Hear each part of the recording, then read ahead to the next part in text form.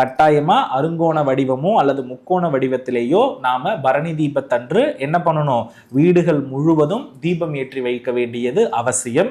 அதில் மிக முக்கியமாக பஞ்சுத்திரி, நல்லெண்ணெய், நெய், இது மாதிரியான எண்ணெய் வித்துக்களை நம்ம என்ன பண்ணிக்கலாம் அப்படின்னா பயன்படுத்துறது ரொம்ப ரொம்ப நல்லது.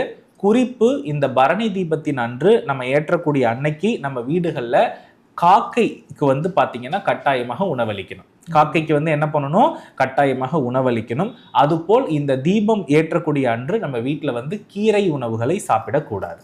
கீரை உணவுகளை என்ன பண்ணிருக்க கூடாதுன்னா சாப்பிடக்கூடாது.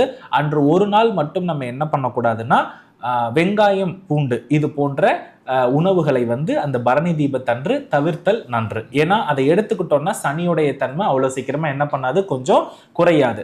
இப்போ கர்மா ரொம்ப அதிகம் இருக்கவங்களுக்கு கோபம், பிடிவாதம் நம்ம சொல்றோம் இல்லையா, இதை அதிகமா சேர்த்துக்கிட்டோம்னா இன்னும் அது ரொம்ப அதிகமாயிடும். சோ அப்ப என்ன ஆகும்னா வீடுகள்